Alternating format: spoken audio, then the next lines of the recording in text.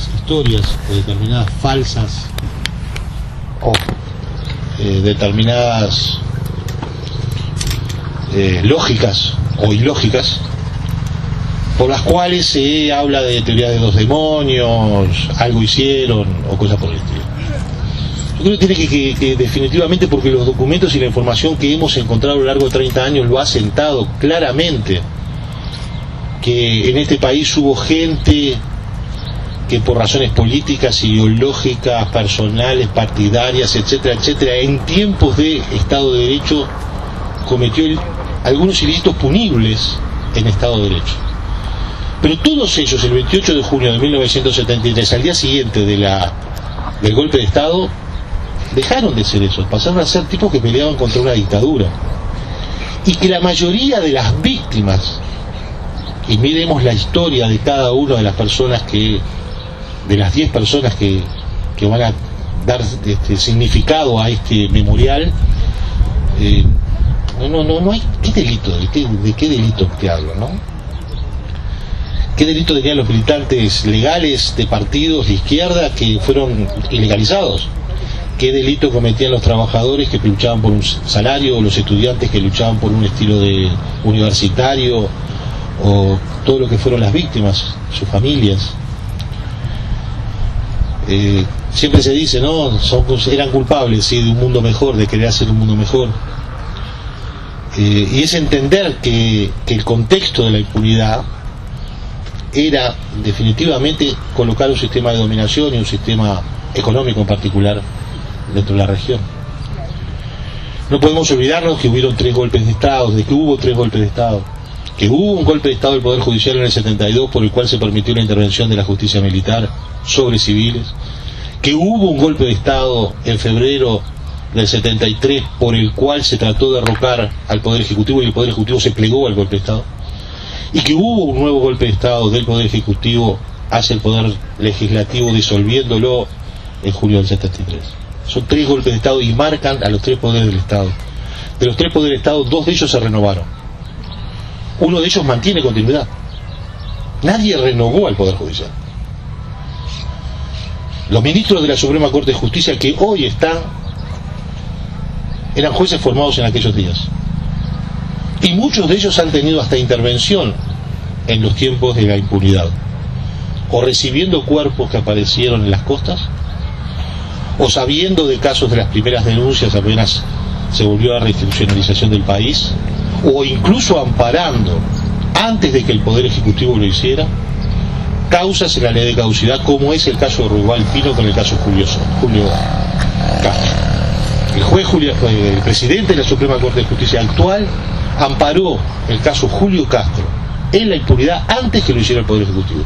2 años después lo amparó el Poder Ejecutivo. Los periodistas investigamos y hablamos del tema del periodismo de investigación, y en ese contexto investigar genera muchas dificultades. Mucha gente dice el periodista es el que busca aquello que alguien no quiere que se sepa. Pero también alguien quiere que se sepa. El problema es cuando muchos quieren que se sepa y los que saben no dicen. ¿Y cómo lográs que se sepa eso? Yo tenía 13 años cuando el golpe de Estado del 73. No conocí el sistema anterior. Viví en dictadura y viví en la impunidad posterior a la dictadura. Pertenezco a lo que se llama Generación 83, o se identifica como Generación de 83, que supimos ser una suerte de hijos del silencio de la dictadura, y que sabíamos tener el pelo corto y ellas la pollera larga, que sabíamos el que tener que ir por 3 en fila porque 4 era una manifestación, y ni siquiera lo sabíamos, hacíamos como el perro Pavlov, y cuando éramos 4 hacíamos un rombo que rotaba para que el de adelante no se agarrara tortícolis.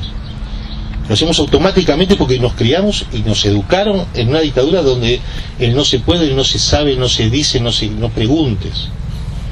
Era lo que mandaba. El periodismo de historias oficiales. Me acuerdo que a mí una cosa que me impulsó a hacer periodismo fue los tiros que le disparaban por la ventana a Yacosa con el golpe de Estado del 73. Siempre lo tengo presente.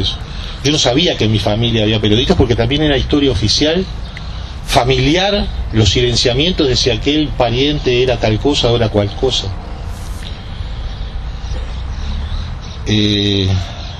trabajé en el diario El Día, y en los años 80, cuando todavía no había se había producido la salida institucional, cuando todavía estábamos en una dictadura que pegaba zarpazos fuertes, yo trabajaba de noche y salía un par de horas porque volvía a hacer un grupo de control. Yo creo que todos ustedes se acordarán de aquella clausura que tuvo el diario El Día por publicar una frasecita en los clasificados que decía: milicos putos se necesitan. Bueno, yo pues me casé joven, y entonces integré un grupo de control que trataba de evitar, cortando de la máquina, de la propia imprenta, de la salida de la máquina del diario, cortábamos la hoja y leíamos para que eso no volviera a ocurrir, ¿no?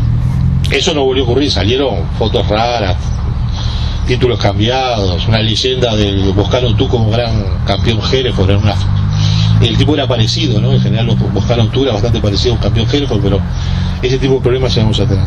Y un día salí antes a comer algo y me encontré con unos muchachos en el año 81 que estaban manifestando, tirando unos volantes, y vi cómo los estaba esperando la Republicana, los detuvieron, los apalearon y se los llevaron. Volví corriendo con mis 22, 23 años al diario, que ya estaba cerrado, y dije: pasó tal cosa. El secretario de redacción me dijo: esperá, el diario no es un chicle, ¿no? Pero no, pasó tal cosa. Bueno, escribí 30 líneas ahí, se las llevaron a la dirección, yo escuchaba la discusión en la dirección. No, si vos querés cagarle la vida al Botija, decíselo vos. Y la discusión entre los tipos que eran los directores del diario del Día, que estaban tomándose unos wikis después del cierre. Entonces finalmente vino Jorge Otero Menéndez, que era el director, del cual yo después fui amigo y hasta le agradezco lo que pasó aquí, y me dijo: ¿vos publicaste esto? ¿Vos escribiste esto? Le digo: sí, pasó, vengo de ahí, con la emoción. Lo arrugó, lo tiró en la papelera y me dijo: no va. Yo le dije: pero ¿cómo no va? Pasó, acaba de pasar, y unos gurises que acaban de detenerlo lo están cagando a palo. Y él me miró y me dijo: si el Día no lo publica, no pasó. Ese día, con 23 años, yo recibí un bautismo de lo que implica hacer periodismo, y trato de mantener un compromiso de que se tiene que publicar todo lo que pasó, y no es posible que alguien, porque no se publique, no pasó. Pasa exactamente lo mismo con lo que es la impunidad y con lo que es la verdad. Si no decimos la verdad, si no sabemos la verdad, no es la verdad.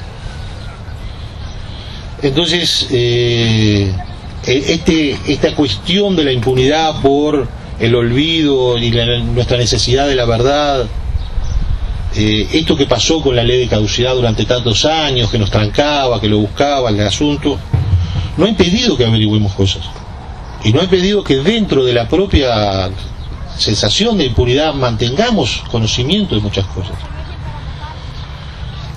Hemos averiguado que no fue que a algunos se les fue la mano y que, bueno, se les fue la mano en la tortura y los mataron. No, se utilizó la tortura en forma sistemática, y la muerte incluso en algunos momentos en forma sistemática.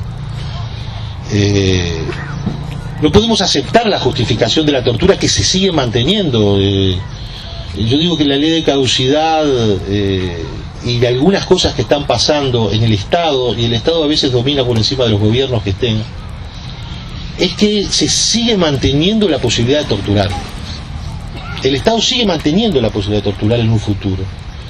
Es terrible cuando tenemos una ley que adapta el Tratado de Roma a Uruguay y no la podemos aplicar.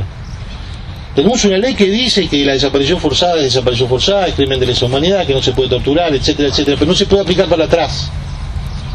Entonces tenemos la absoluta ridiculez de tener una norma moderna que la vamos a poder aplicar la próxima vez que torture. Eso es terrible. En estas cosas que hemos averiguado, nos siguen chantajeando con el tema de la tortura. Hay archivos, todos sabemos que hay archivos, y que los archivos han escrito todo. No hay policía ni hay soldado que no haya escrito superior lo que pasó y lo que estaba haciendo cuando pasó lo que pasó. Nos hemos encontrado con un documento de donde el mayor Cordero cuenta cómo estaba interrogando a Iván Morales, y Iván Morales le decimos que tiene que hablar, y él comienza a sentirse mal, y le decimos que podemos llegar a utilizar otros métodos, y él comienza a agarrarse el corazón, tratamos de reanimarlo, y viene un enfermero y nos dice que tiene síntomas de haber muerto. Eso es una descripción de tortura. Está escrito y firmado por Cordero. De la misma manera que existe eso, existen todos los documentos. Y si miramos en las actas de la justicia militar, que en todas las causas de muerte por tortura o muertes en prisión se abrieron expedientes porque estaban los jueces sumariantes, etc.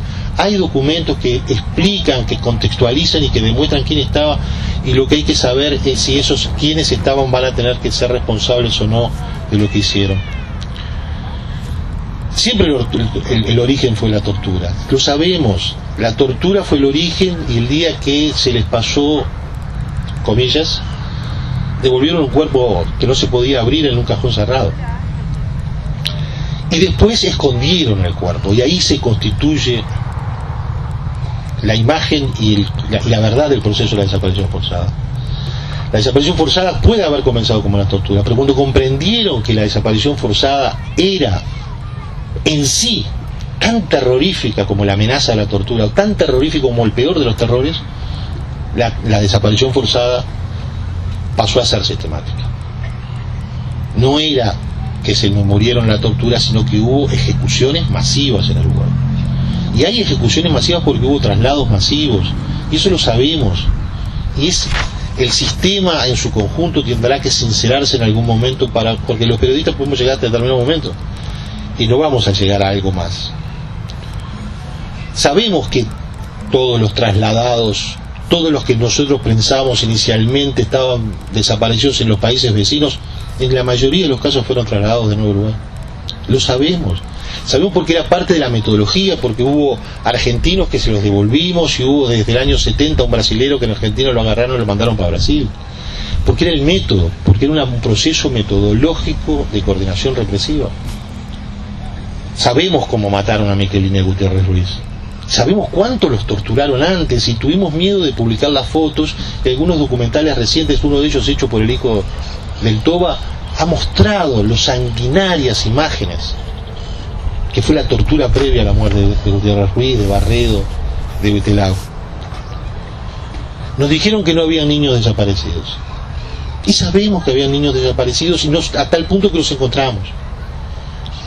Casi todos los niños desaparecidos, solo algunos hermanos Jovas, Hernández Jovas, que ya eran grandes y por lo tanto sufrieron lo que sufrió cualquier otro de los adultos, fueron recuperados.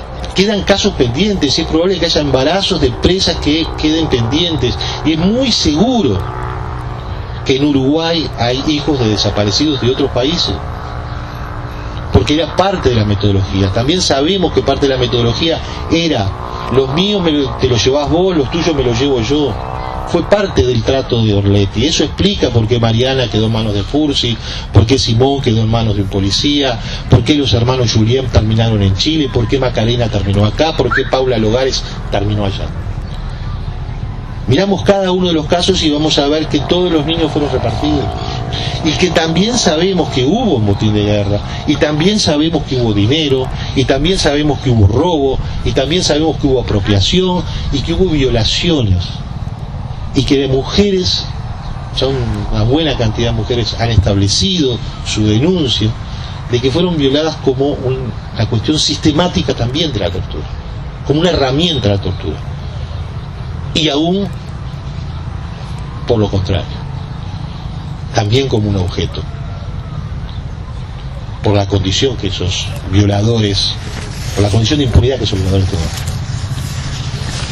Hemos sabido de los traslados, y nosotros sabemos que hubo traslados de los años 70, y coordinación represiva desde los años de la Guerra Fría, y hemos podido confirmar que hubo una coordinación represiva en el 74, y que el primer traslado fue el de Viana Costa en febrero del 74.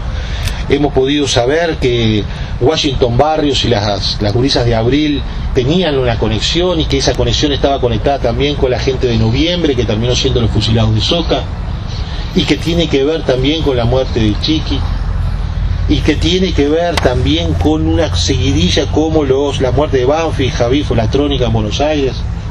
Y podemos ir viendo cómo durante estos 30 años hemos ido logrando poner los pedacitos de mosaico en notas, en investigaciones donde las familiares han luchado, donde se encontró un documento, donde se encontró un testimonio, donde se convenció gente que 30 años tuvo que callar porque estuvo sufriendo su propia tortura, como es el caso de Julio Abreu, en el caso de los fusilados de Soca.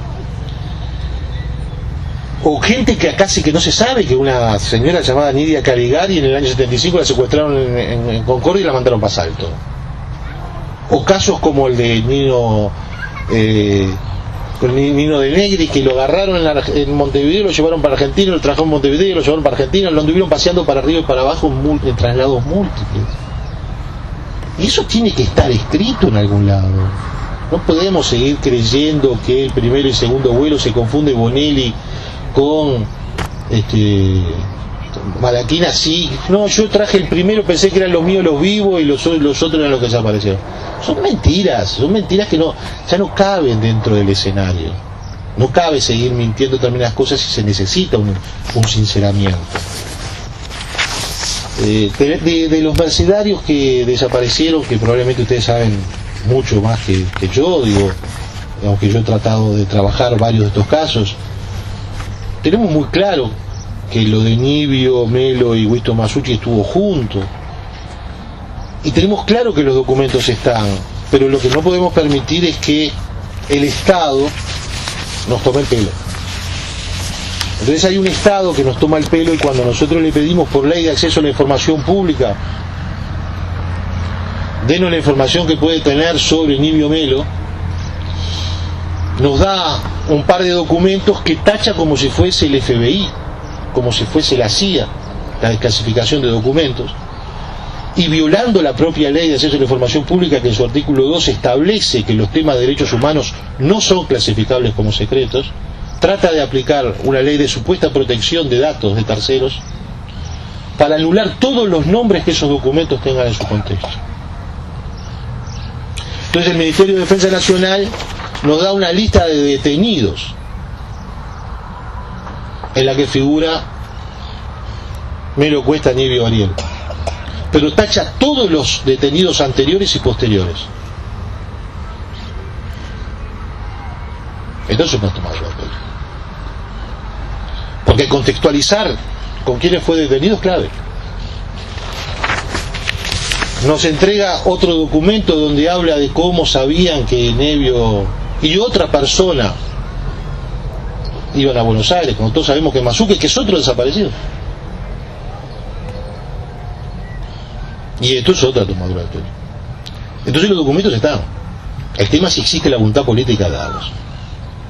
Y si se está dispuesto a asumir lo que esos documentos dicen, entendiendo que la protección de datos personales es para el no uso de una supuesta confesión por tortura. Yo he tenido fuentes militares, y tengo fuentes militares. Una de esas fuentes era un policía de la Dirección Nacional de Información e Inteligencia que participaba de la OCOBA. Muchas veces jugaba conmigo al ratón, y yo le daba una pregunta y él me daba la respuesta, y ese juego de inteligencia que a ellos les gusta tanto hacer. Y en un momento me encuentro con un documento que alguien me logra filtrar o me da, y él hablaba de el supuesto seguimiento en Montevideo de una persona que en ese momento yo sé que estaba afuera, estaba en el exterior. Y miro el documento y abajo están marcaditas las siglas iniciales o códigos, y yo sabía que ese era él.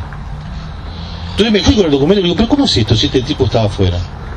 Me dice, no, ese día nos agarramos una borrachera, fuimos a Bonanza, anduvimos de loca, gastamos la plata que nos había dado el inspector Castiglioni y teníamos que justificar. Entonces para justificar dijimos que hicimos seguimiento a Mengal.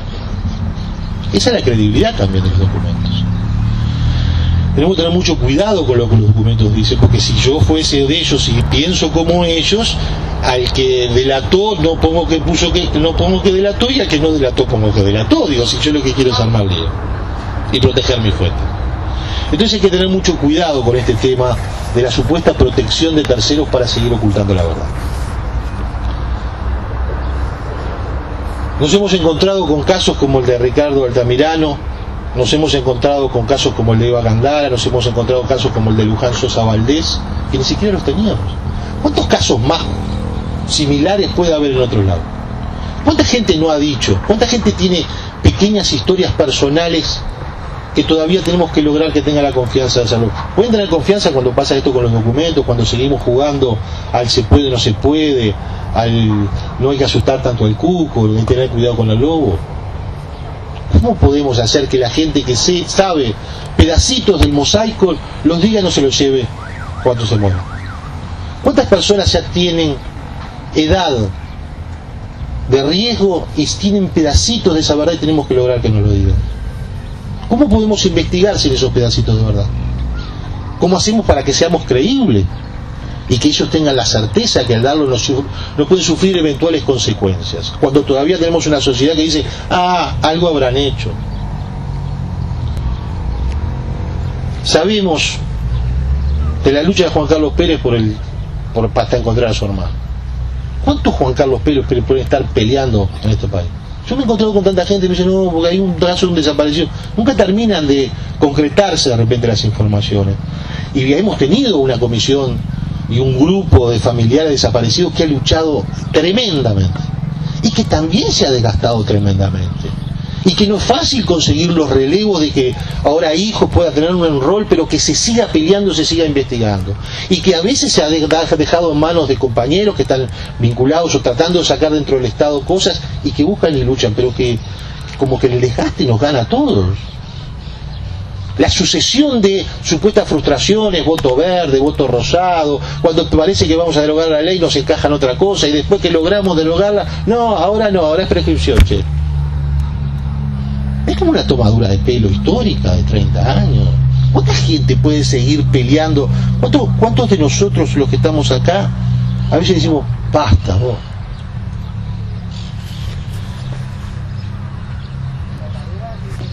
Hasta encontrar al Cuerpo Blanco. ¿Cuánto tiempo dijeron que Gallero estaba loco? ¿Cuánto tiempo dijeron que no podía ser que Gallero haya visto a Cabezudo en la tablada? Porque Cabezudo desapareció en Buenos Aires, vos. Y ahora resulta, pará, no solo eso, sino que en la tablada y en Millán, igual que Julio Castro, fueron ambos desaparecidos en una sucesión de tiempo muy corta que nos está demostrando otras cuestiones que nosotros podemos seguir asociando, que es la práctica de cómo funcionaban los mecanismos de tortura, cómo había un pozo y un depósito, cómo se interrogaba, cómo hacían. ¿Por qué? Porque Julio Castro y Blanco Valiente, que estaban juntos en la casona de Millán, que compraron con la plata de Orletti, porque ese es el otro tema, la compraron con la plata de Orletti, aparecieron juntos prácticamente a 30 metros de distancia en el cementerio clandestino de Toledo, del batallón 14 de Toledo. No estaba tan equivocado Gallero, y no estaban tan equivocados muchos otros que han sido considerados locos en todo este tiempo. Y si nosotros no entendemos que lo de Paita también tiene que ver con todo esto, y que fueron zarpazos, fíjense, desde el 74 hasta el 81, desaparecidos, secuestros, fusilamientos, hasta la muerte de Roslich.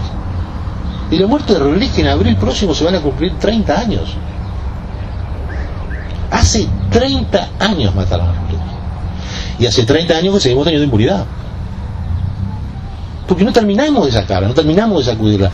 Y lo que no terminamos de sacudir, cuando tenemos 174 desaparecidos, pocos recuperados, y miles de encarcelados, torturados, que tienen problemas para denunciar o que han ido denunciando y que no les quieren dar la satisfacción de la verdad, seguimos sufriendo lo otro, que no es la impunidad en sí, es la cultura de la impunidad. La cultura de la impunidad es consecuencia de la impunidad. La impunidad es el no castigo, la cultura de la impunidad es su consecuencia. Y esta cultura de la impunidad, instalada en la sociedad, desde la ley de caducidad y de todas estas cosas que hablaba recién de lo que pasó en 30 años, ha generado que todos seamos impunes. Podemos ser impunes en lo que querramos. Si a aquel que tal cosa no le pasa nada, ¿a mí qué? Y nuestras impunidades son sociales, son civiles. Podemos jorobar a aquel con la comida que estamos vendiendo, el otro se puede quedar con el vuelto del boleto, el otro puede hacer un poquito de corrupción, total. Incluso hemos tenido estas impunidades para corrupciones que han pasado en este país. Yo siempre pienso, cada vez que vengo para acá, me acuerdo vengo por la ruta para Mercedes y de un lado, creo que eran los campos de Charino Milán, el mejor trigo del Uruguay. Y del otro lado de la ruta hay eucaliptus. Qué bien inteligente fue el tipo que hizo una carretera que logró cambiar el Coñá de un lado y del otro. De un lado el mejor trigo del país, del otro lado tierra que sirve para forestar. O sea, es joda. Esas corrupciones de forestal, las corrupciones de Cangrejo Rojo, las corrupciones de la merluza negra, las corrupciones del Banco de Pan de Azúcar, el 33,33% que se quedó en un terrenito de color, todo eso sigue impune también. Y esas impunidades que dijeron, bueno, durante estos 30 años dijimos, bueno, no podemos agarrar a nadie, no, los civiles sí, porque los civiles no daban orden, no están amparados por la ley de caducidad. Bueno, Bordaberry y Juan Carlos Blanco. Y los mandos también, porque los mandos eran los que daban las órdenes, no podían recibirlas. Bueno, vamos a los generales. Y después seguimos con los mandos, que en realidad los generales nos enseñaron que los mandos operativos también eran mandos. Vamos a los mandos operativos. Y después fuimos a los soldados y cuando vieron eso, ahí fue que pararon todo, porque con 20 muertos por tortura eran 4 presos por muerto. El gran tema no es los 4 presos por muerto, es lo que viene después, porque el día que se termine con esa lista vamos a ver quiénes fueron los impunes civiles que hicieron negocios económicos en este país, por lo cual sugirieron hacer la dictadura y los 30 años de impunidad. Y esos son los verdaderos responsables.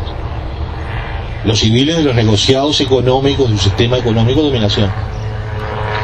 Entonces la parte de la impunidad que también importa no es solo si la Suprema Corte de Justicia corta Mota y si la Fiscalía de Corte echa Percivale y si el hijo de General Subía pasa a ser el gran fiscal que mete a gente que protesta como asonada, igual que había metido preso al General Sereni por salir a la calle a protestar por la libertad.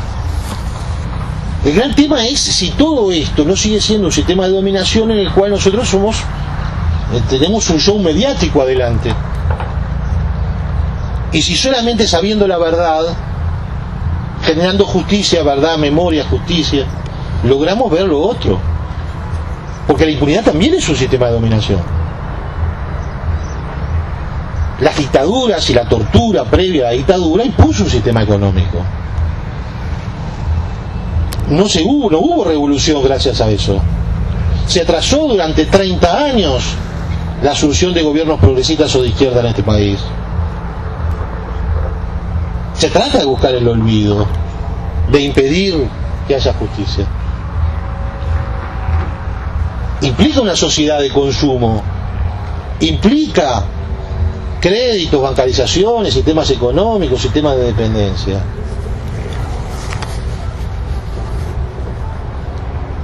La crisis del 2002, y me han dicho que acá esto es algo que duele, permitió el ingreso a la pasta base de este país. Y lo dice el padre de una niña consumidora de pasta base. Y la pasta base es una droga ideológica. Implica la criminalización de la juventud para que alguien venga a pedir la baja de la imputabilidad. Implica la estigmatización de la marginalidad, que luego en los conceptos policiales implica los procesos de feudalización, primero porque los barrios rojos se transformaron en algo que son dueños un señor feudal, el Tito, el Toto, el Bartolo, o una barra familiar, para luego generar la favelización, que implica que es como la favela brasileña, hay que entrar a sangre y fuego. Y algo de eso implica también el sistema de compras y la forma como está entrenada la republicana hoy. Entonces, en este juego de idas y venidas, donde el arte de la política es el arte de lo posible, a veces hay otras cosas que juegan también. Y la clase media, que es la que paga IRPF, tiene miedo. Entonces, todas las encuestas vienen a decirte, ¿cómo se siente la seguridad? La inseguridad para ustedes, la inseguridad, para mí la inseguridad. Somos el país más seguro de toda América del Sur, de toda América Latina. Y lo que tiene mayor percepción de inseguridad. Y eso no tiene nada que ver las encuestas, tienen que ver. Tienen que ver cómo se pregunta, tiene que ver. Y tiene que ver la comunicación, y tenemos que ver los periodistas de cómo lo informamos. Porque esa clase media que pide seguridad, presupuesto policial, bala, arma, gatillo fácil, mano dura, hace que nosotros consigamos seguridad privada, cámaras de televisión, enrejamos nuestras casas, estamos muy libres dentro de nuestra cárcel de propiedad privada, con un sistema precioso de dominación por la cual no salimos, miramos el mundo por internet, cable, Facebook, Twitter, y en la calle andan los Walking Dead como zombies, drogados, porque son malos. Eso sería entrar en la impunocracia. Y entre la impunocracia y la consumocracia, que son las opciones que nos están dando, me da la sensación de que la necesidad de verdad es el tema. Y es algo que trasciende a este periodista que sigue peleando, investigando por temas concretos de derechos humanos, pero cuando vos entras a tirar el tema de los derechos humanos te encontrás con esto. Porque ¿quién es el por qué? ¿Por qué? ¿Por qué? Y cuando entras el por qué, te encontrás con el fondo de la cuestión. Ahora, ¿cuántos de nosotros podemos decir, pará un poco, vos, vamos a terminar con esto? ¿Qué es lo que sé yo? Saber la verdad, buscarla, divulgarla, no ocultarla. El pedacito de mosaico que cada uno de ustedes pueda tener en su casa, en su familia, bueno, vamos a abrir los roperos, salgamos del closet.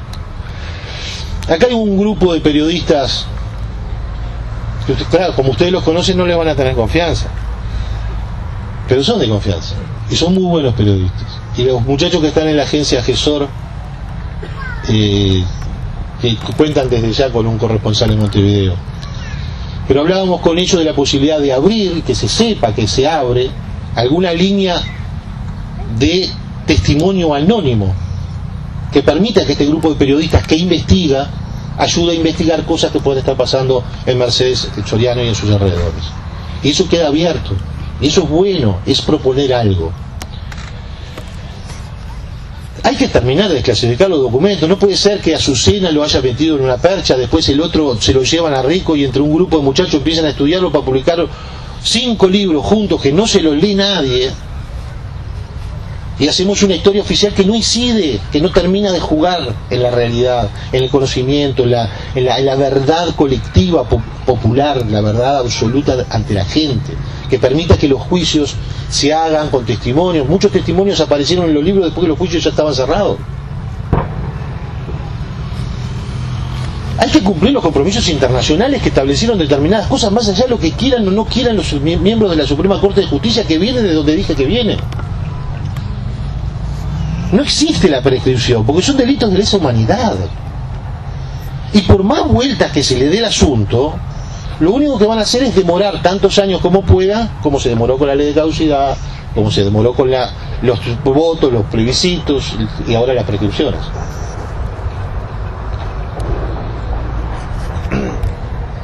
A pesar de todo, yo sigo siendo optimista. A pesar de todo, yo creo que mañana se puede conseguir algo, porque hoy, hablando con algunos compañeros, conseguimos algo.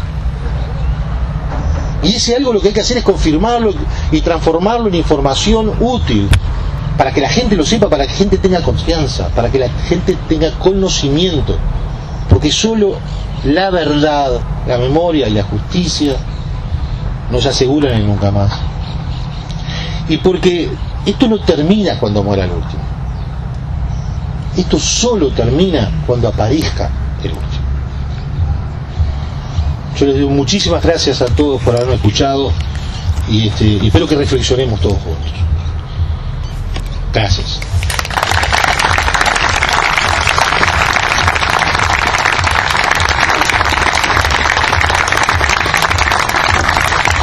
Y ahora viene la parte en serio, el show, la gente que cante, todo eso.